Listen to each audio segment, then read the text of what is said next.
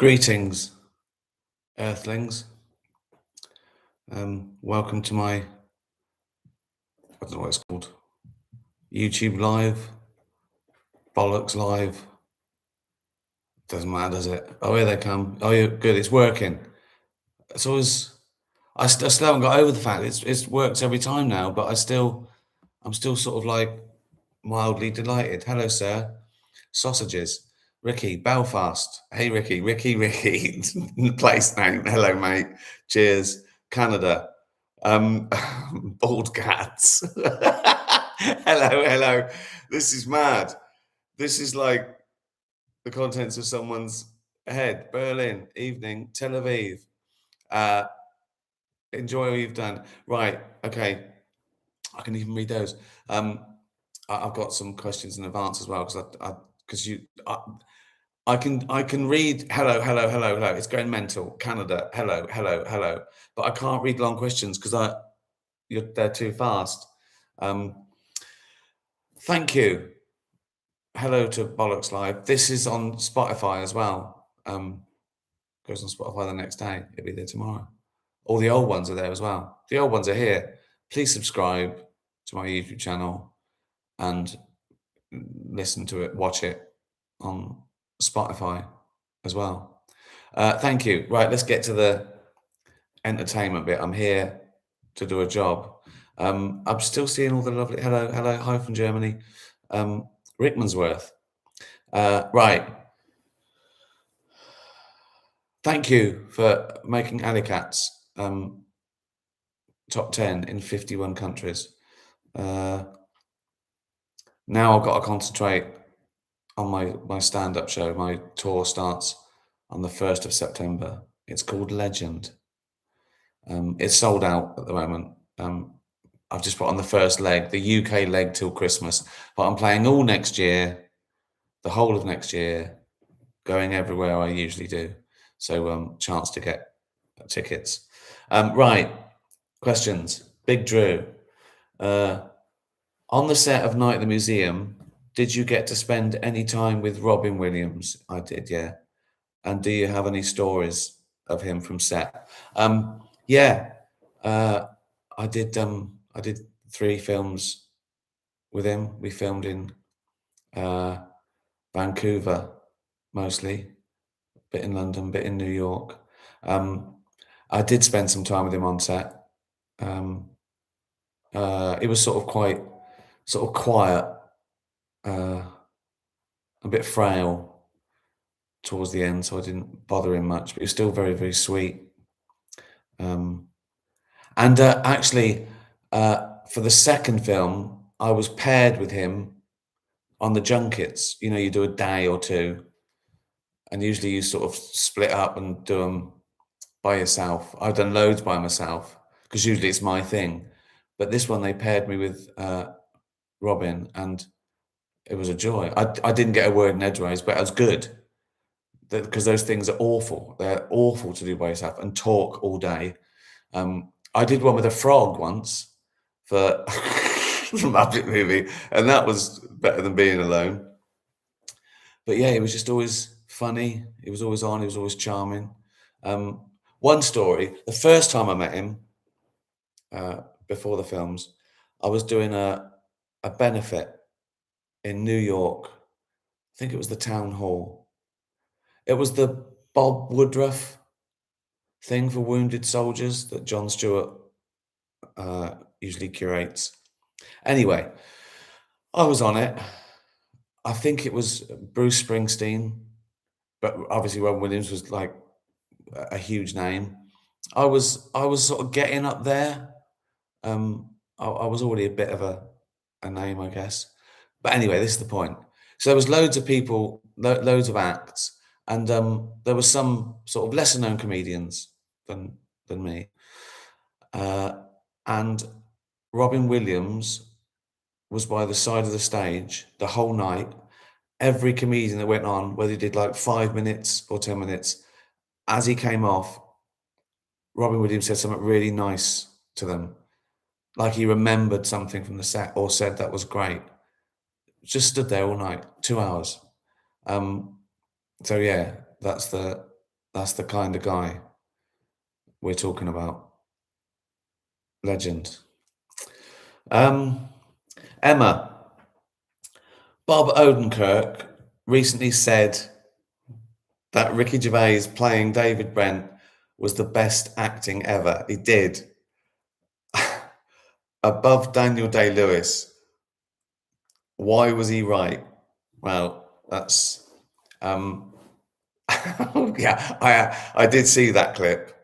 I've watched it a couple of times and retweeted it about 11 times. No, it was lovely. Of course, it was amazing. You can't say whether he's. I was to say he can't say whether he's right, like he might be. You know what I mean? It's subjective. Um, I think. Right, I'm very flattered. Great. What an amazing thing to say. Uh, but I think part of it, because they were talking about comedy, I assume it was Mike Birbiglia, his podcast.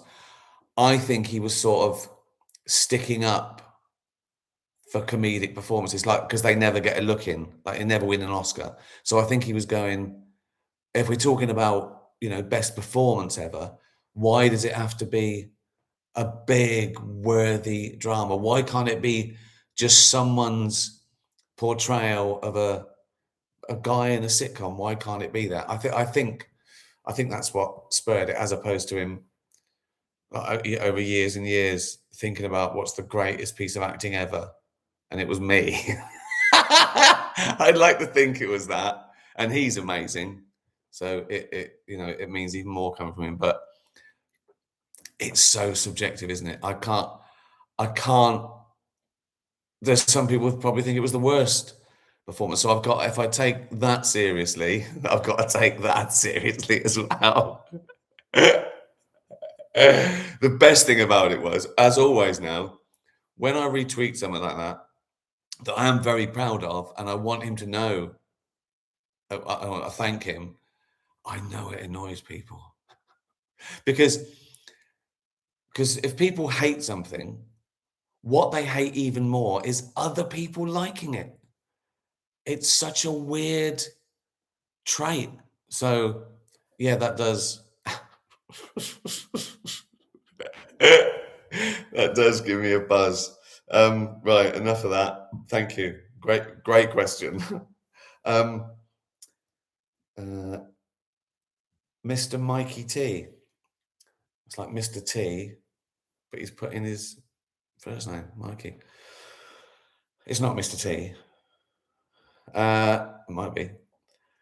You've mentioned you were unemployed for a period in your 20s. I think most of it. Actually, it was college, some of it. Same thing. Satire. How did you feel your days?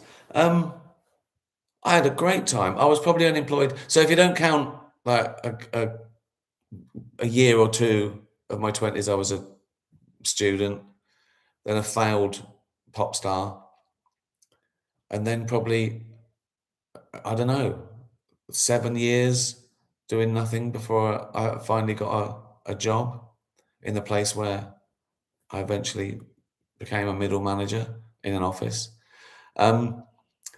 Yeah, I was, for my 20s, as Tyson Fury would say, I was a dosser. But I had a great time. It was great. It's much better than wasting your 20s working hard. I had a great time. Um, I had no money, but I didn't sit at home all sad. I was out. I was running London. I was getting fit. I used to run from one museum to the next. Also, because I was sort of trying to do music as opposed to looking for a real job. Um, I don't know, 5 years or so, I was in bands, and the other members of the bands had jobs. So I would just run and visit them every day. I just run to, or if they worked, I don't know. One of them worked in a butcher, one of them worked in a guitar shop, I think one of them was still a student. So I just run and visit them all day, and then do music with them. Some of them had like, you know, little porter studios. So looking back, I had a great 20s. I just had no money. Um, so that's what I did. Made the most of it. Uh, Jackson, which one character that you've written but not played have you enjoyed writing the most and why? Oh God, I've loved them all. Let's go through them. Well, Gareth in The Office is so much fun to write for because it was based on a kid I went to school with. So not only did I have just like millions of real stories, you could sort of get into his mind what he might say. It was like making him sort of an adolescent.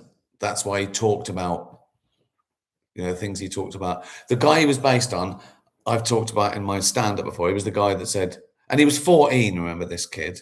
That's why Gareth acted like a child, because it was sort of based on a 14-year-old boy, sort of a fantasist. And he's the one that said, if you get captured by cannibals, right, when you're in the pot, the tribe, right, they show you pornographic pictures, so you get an erection and there's more meat.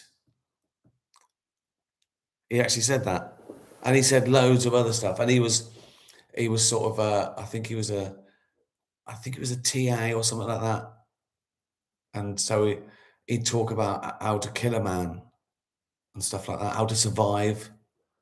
he he showed me how to make a trap to catch a mouse once. He got like a sapling and this little bit of like a noose in a hole attached to it, and then a matchstick. And he said when the mouse goes in there, it breaks the matchstick and it gets caught. I get fucking flung.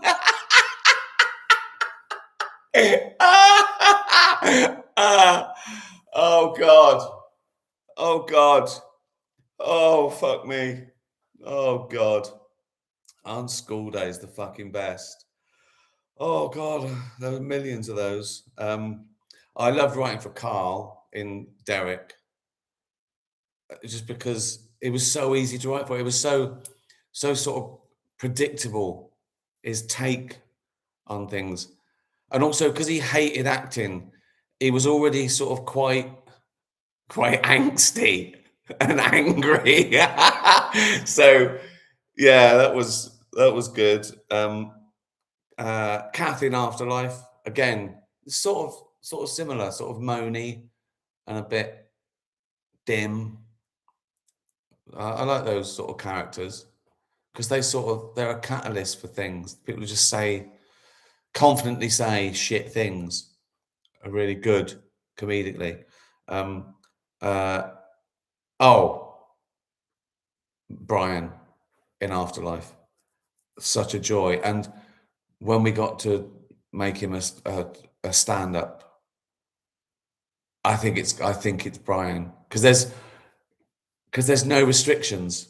There's nothing that character wouldn't say, and there's nothing that David as an actor won't say. He's fearless. I think that he must have the most outtakes overall of anyone I've ever worked with. Good question though. Right, how long have we done? All right, one more. Jamie Summers. Jamie Summers.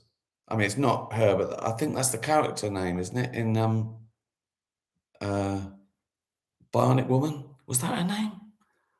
It was something like that, wasn't it? Can you talk about your decision to have Gus pray for Kitten?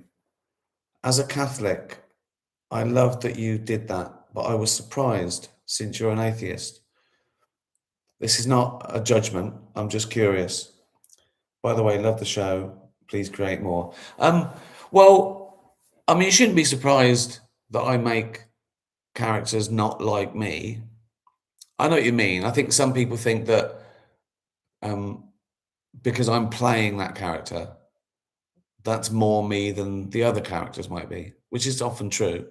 Um, I made him pray because of all his bravado, and he didn't believe in God because how could a God make a kitten that ill? there was a part of him that said, "But what if I'm wrong? I'd rather be embarrassed and swallow my pride and save kitten. If there's a tiny chance that there's a God, I'm going to take that." So, and he was embarrassed, and he did it privately. And even when she sort of went, "I'm better now," he went, "Praise the Lord." Then realised, he looked around and he went, "I mean, thank fuck it's Friday." So that's why I did it, really, to show that he sort of cared more about the kitten than his, you know, his pride. Uh, so yeah, well, um, another cracking live. I must say the questions are better. I don't think I've had. Would I rather have bollocks for eyes or fucking legs for ears for quite a while? That's not. That I don't want to encourage you. Um, um, Thank you so much. Uh, if you're listening on Spotify, watching on Spotify, welcome. Um, Please subscribe on YouTube. Thanks for following me on X and Instagram and Facebook. Got some news. This is free. I'm allowed to do a plug, right? These little babies, right? These ready to drinks, RTDs. We've had a really big breakthrough, probably the biggest for our company. We're going into WH Smith's in all the sort of travel ones, in airports and train stations from next week. So if you're going to WH Smith's, get one of these. This is free, right? All this I do is free. Buy a fucking can of drink. Get these as well, can't you? DavidBrentstore.com. That'll do, won't it? For the plugs. Thank you. You've been absolutely smashing. Always a joy. Never a chore. See you soon. And be nice to animals. Tatty bye, everyone. Why can't I trust that? Oh, God. I tried to. I don't know whether that's being like some old twat or being ultra modern, that I tried to press my laptop like you would a phone, and I forgot I've got to go to the little mouse, right? Oh, there's always summer. I was doing so well and I fucked it up at the end. Fuck off. Be nice to animals. Tatty bye, everyone.